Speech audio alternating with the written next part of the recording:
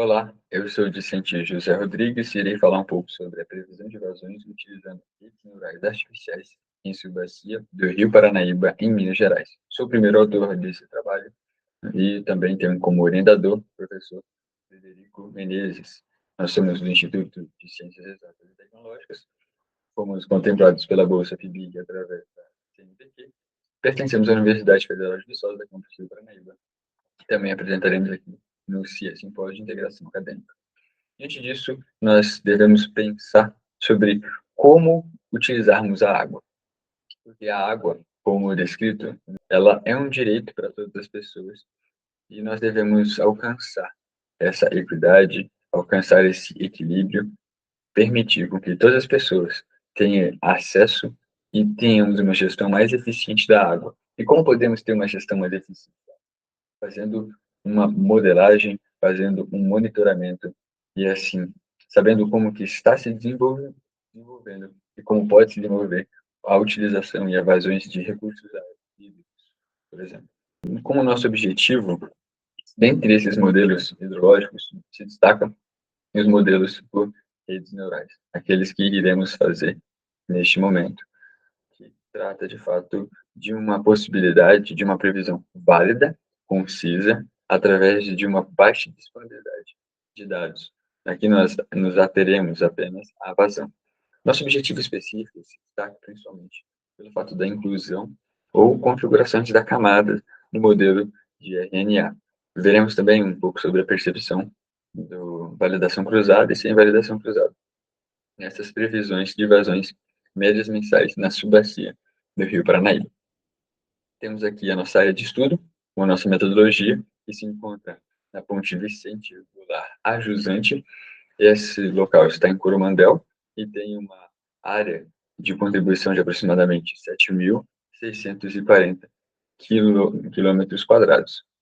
Além do mais, a gente consegue perceber que na região se utiliza muito desses recursos hídricos para a utilização na agronomia, diante de vários piscinões, diante de várias irrigações e uma grande urbanização também que tem acontecido e uma revolução nessa área aqui nesse campo próximo ao Triângulo Mineiro.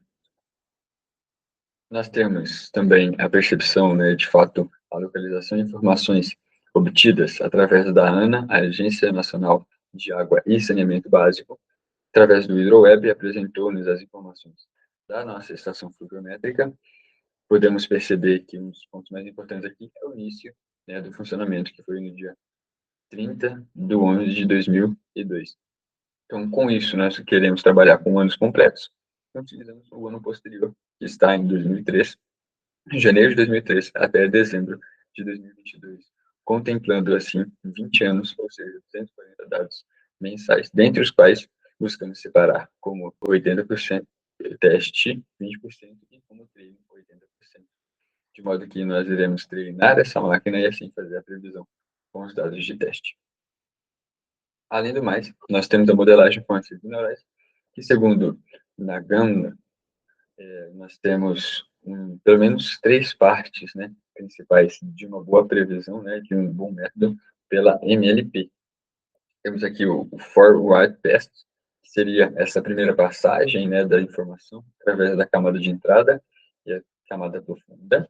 Logo depois a gente tem um cálculo de perda, que seria uma diferença entre essa primeira informação da camada profunda com a camada de saída, e esse backward pass seria essa retropropagação da informação que essa camada de saída faria com a camada oculta, vendo todos os princípios das ponderações dessa rede neural. Sabendo que a rede neural se comporta pelo menos com 3 camadas, a NPL nesse contexto.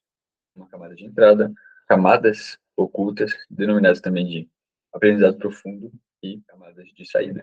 Além do mais, as métricas de avaliação serão que são muito utilizadas na hidrologia, como a eficiência de Néstor Cyclic, o NSE, viés percentual, PBIAS, o erro médio quadrático, MSE, e a raiz do erro médio quadrático, RMSE.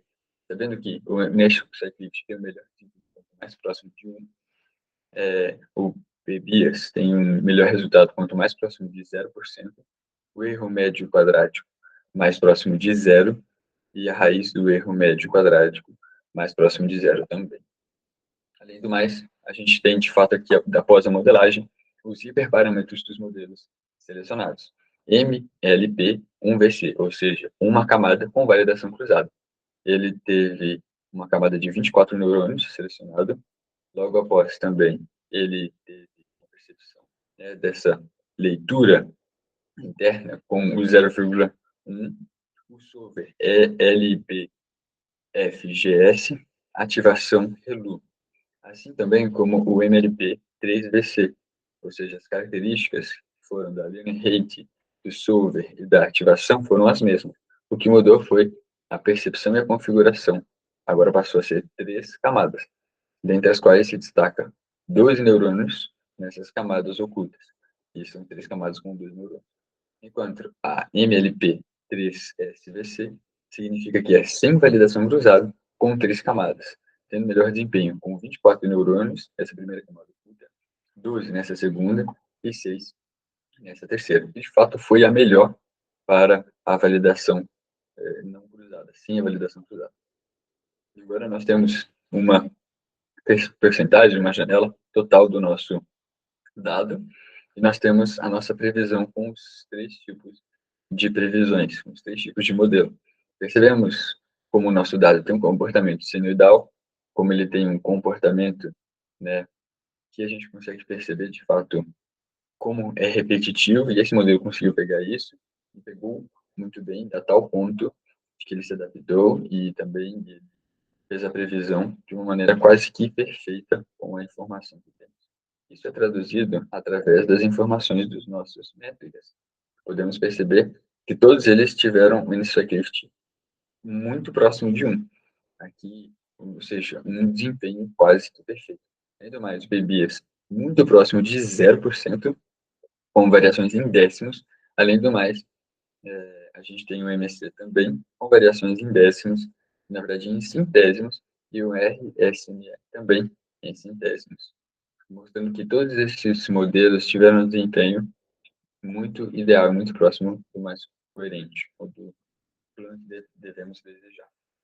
Além do mais, no trabalho de Debastiani et al. Em 2016, ele fez vários modelos com várias diferenças na MLP, lá no Alto Canoa, em Santa Catarina. Pegou 4 estações, utilizou a precipitação por defasagem de 2 dias e ainda vazão simulada do dia anterior, obtendo um coeficiente muito próximo do nosso, mas mesmo assim inferior ao obtido nesse trabalho, de 0,919 e um erro, raiz do erro médio quadrático de 14,29, ambos resultados inferiores a apresentados aqui e apenas com uma informação, com uma variável, a variável da vazão. Além do mais, Lima e Celeste obtiveram resultado do NSE para o melhor modelo, né, utilizando como variável regressora a precipitação de 0,83. Aqui não utilizamos a precipitação, tivemos um desempenho muito bom de 0,9999, ou seja, 1. Diante disso, podemos concluir que os resultados mostram que a NLP apresenta um desempenho praticamente ideal nesse contexto e nesta bacia, com os scripts e as configurações já ditas anteriormente. Além do mais, de modo geral, o uso de redes neurais, né, artificiais representa um avanço significativo para a previsão de vazões, para uma melhor eficiência e melhor gestão dos recursos hídricos futuramente, sobretudo num cenário com poucas informações e com poucos dados. Além do mais, a complexidade das redes neurais, pelo acréscimo de camadas, não resulta em aumento do desempenho, necessariamente. Como podemos ver, o desempenho da MLP1VC, que foi muito bom, e foi ligeiramente superior aos outros. Claro que o MLP3SVC teve o melhor desempenho dentre os seus pares. Obrigado pela atenção. Essas são as nossas referências.